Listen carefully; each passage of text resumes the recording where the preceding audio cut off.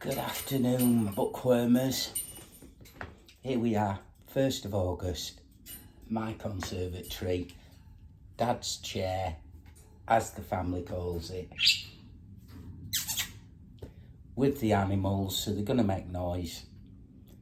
This half of the year, it's the 1st of August, the first half of the year, I've only really read 3 books that have made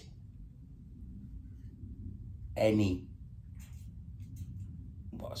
how can I put it, anything that's a 5-star read, anything that I'd recommend to someone. It's been, although I've read 17 books, I know some people read 17 books in a month, some people read 1 book in a year. 17 books for me, halfway through the year, is about average. But they've not been exceptionally brilliant books, apart from 3 of them. But I'm not here to slag those off.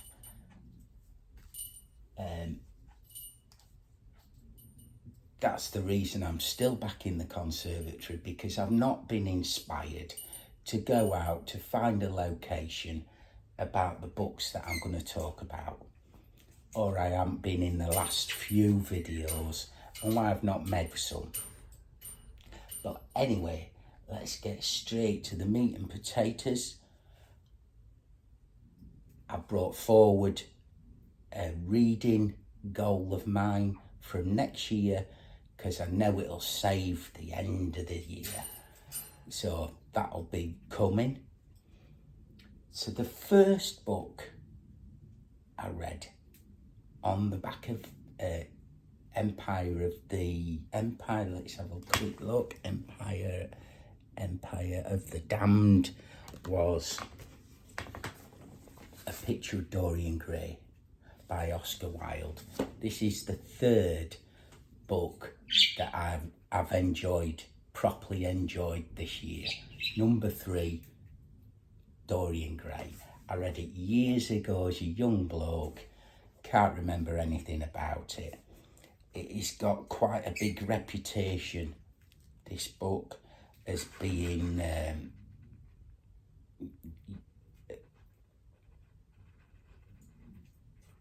critique on the social classes. This book was one of the ones that helped put Oscar Wilde in prison for being homosexual.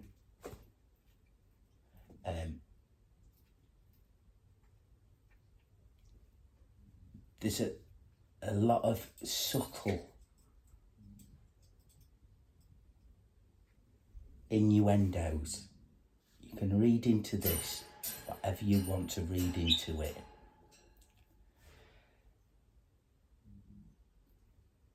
Or not read into it. There are people on the internet that have done better reviews than I could even do. There are people that have wrote thesis on Oscar Wilde and A Picture of Dorian Gray. So I'm not even going to attempt to outsmart them kind of people. One of the books that saved this year, this one, it has some really funny moments in it. And it did make me laugh out loud, to be fair, at certain parts. It is a commentary on the upper classes and the social classes of England back in the late 1891, I think it was first published. I'm reading from it here. You know, it's about a young man. His picture ages, he stays young, and he gets into some right scrapes. He's led down a dark path by one of his pals, Lord Henry, and it just goes from bad to worse for him. Didn't finish how I thought it was going to finish, because I couldn't remember out of it, but an excellent read. And from second-hand bookshop, should be $7.99. I think it was $2.99. So you can't not pay it. Bosh, done. Have some of that.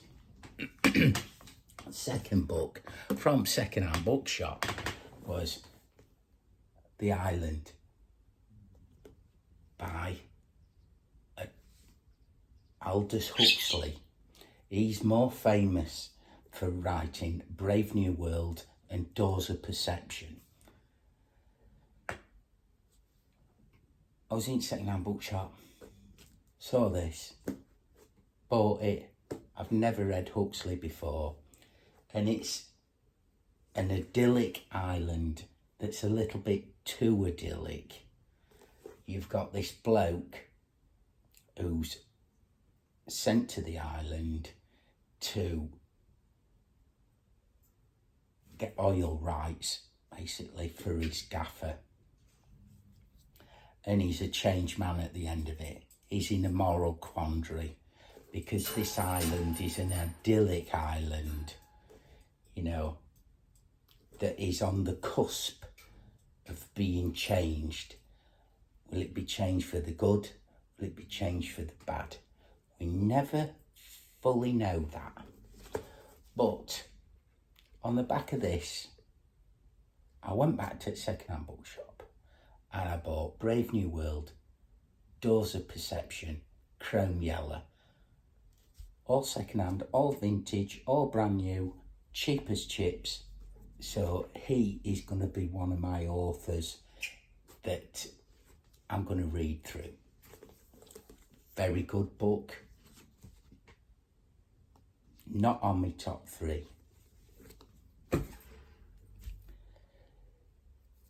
Third book of July.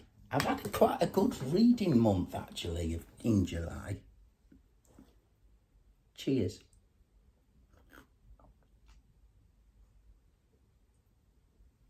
And if these books inspired me a bit more, I would have found you some better locations in my conservatory with the budgie chirping and the dogs moaning.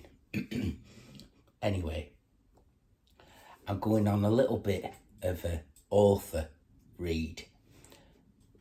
J.G. Ballard, High Rise. I have read by J.G. Ballard, The Drowned World, Concrete Island, Crystal World, and The Drought. The Drought. I've seen the film of The Young Empire of the Sun. So I'm getting through J.G. Ballard. This is one of his newer ones. He's dead now. And it's about, obviously, a high rise. And the only people live in this high rise are the well-to-do and the rich, who are priced out the bracket of normal people, normal working class, everyday people. And it is the slide of these rich, privileged, educated professionals into the lowest order of scum, basically. You know, there's no one in this that ain't a doctor, a dentist, an airline pilot, a filmmaker, a diamond dealer, an architect. I think the lowest life form on this is the teacher that shows up in it for a very brief minute, and the air hostesses get a mention that live in an apartment, but it's a rented apartment from the pilots. And it's just the fall of the people that live in this high rise over a period of time. Seems quite a short period, maybe a month, maybe 3 weeks, how it goes from the echelons of society to the dregs of society. Everything that you can imagine, rape, murder, violence, goes off. There's a little cult that's formed by the people in it. It is a little bit far-fetched. And the worst, not the worst, not as good as the other ones that I've read of him. Just because it won't happen.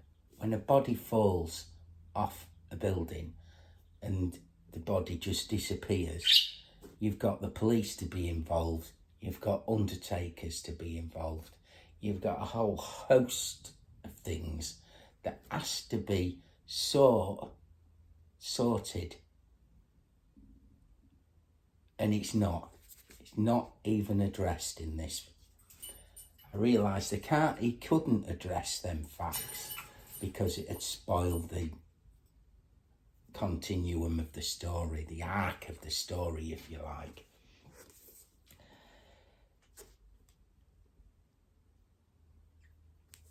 The opening line, I think it's this one with a brilliant opening line.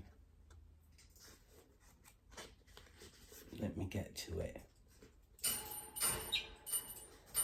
So the first line on it is: later, as he sat on his balcony eating the dog, Dr. Robert Lang reflected on the unusual events that had taken place within the huge apartment building during the previous 3 months.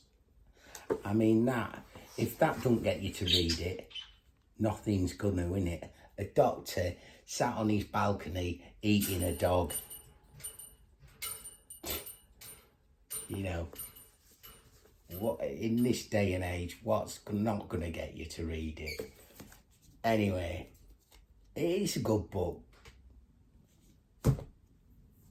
What did I read after that? Well, I went on the, I download books off this company called Global Grey Books.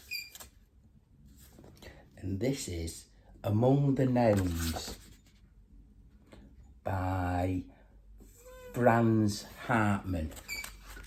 That's not the original picture, but this book, I think it's from 1895 it was first printed, and I just thought, Among the Gnomes, why not?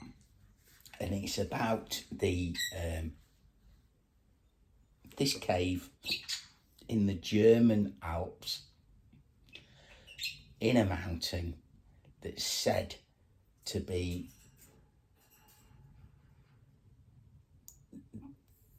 that the local villagers don't go in because the gnomes live in it. There's a dragon that lives in it. So they mount an expedition into it, and it's about this young guide to the expedition that ends up going on this bizarre escapade, living with the gnomes and turning them from beings of light to beings of, you know, darkness and horribleness. And it's how he corrupts them, basically. Not intentionally. Excuse me.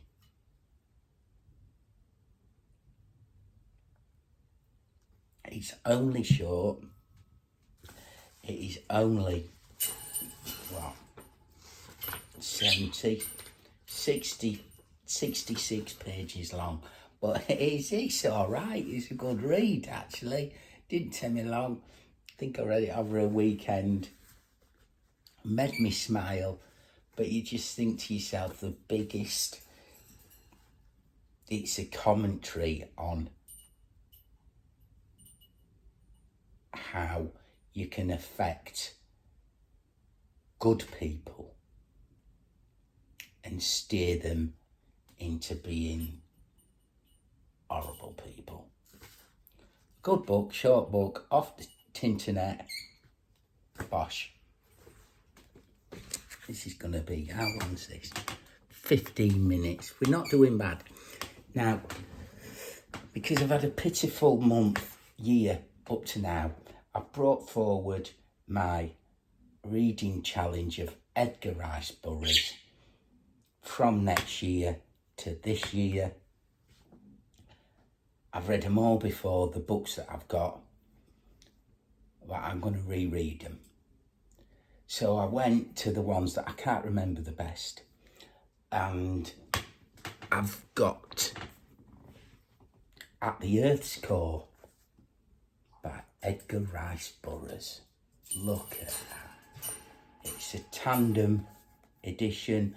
All of my editions of At the Earth's Core, I think there's 6 of them, are in this tandem. First printed in 1914, I think it is. I could be wrong by that. Copyright 1914. So it's pretty old, but you can guarantee on Edgar, he's gonna pick you up. Yes, he's racist writing. Yes, he's sexist. He's a writer of his time. Take everything with a pinch of salt. He goes on some marvellous adventures. It's an adventure book. Don't get your knickers in a twist. Read it as a story and you will enjoy it. If you get your blouse or your pants in a tangle about racism, sexism, don't read these, Edgar. But, having said that, there are some modern books that I have taken more offence at, that are more sexist, more racist than any of the books in Edgar Rice Burroughs' catalogue. But anyway, film, it's been made into a film because these are quite fragile old books. 1973.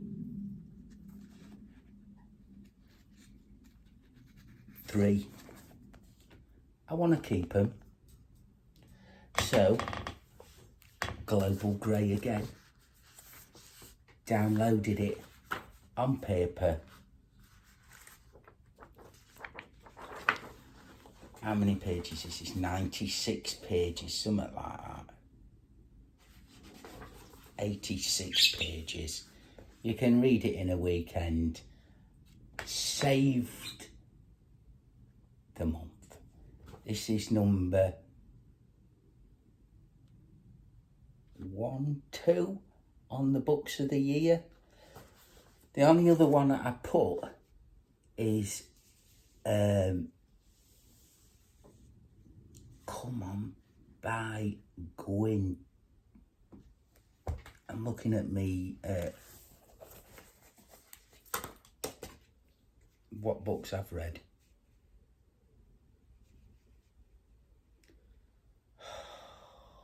Come on, what's he called? John Gwyn, Hunger of the Gods. So I don't know whether that's number 1 or Edgar's number 1. Very similar. Bloke builds a big mole with the inventor. They go to the centre of the earth. There's a land called Persiliad at the Earth's core. It's got dinosaurs, it's got tribes, it's got monkey men, it's got half bird reptiles that don't speak, only use sign language and communicate by, it's not telepathy, it's called something else in these, but that's the term I'll give it. The bloke in it gets killed by the monkey men, falls in love with a princess that he doesn't know is a princess. She escapes. The rest of the book is him escaping the monkey men and the reptile bird men, not reptile, bird lizards, to find the princess that he's in love with. Classic Edgar story. Brilliant. Saved the bacon. So I'm going to be reading all of the Persiliad's 6 books in order, all printed, because they're all quite old. And that's that. I will hopefully be more inspired to go find you some locations out either in the Peak District, the Lake District, Scotland, or even on the coast. You know, I might even dip my toenail into the water, and if we get some thing that needs it, we'll go there. Anyway, that's enough bleating on for me. I'll see you in the next one, whenever it is. Keep reading. Have a good month. Keep out of trouble.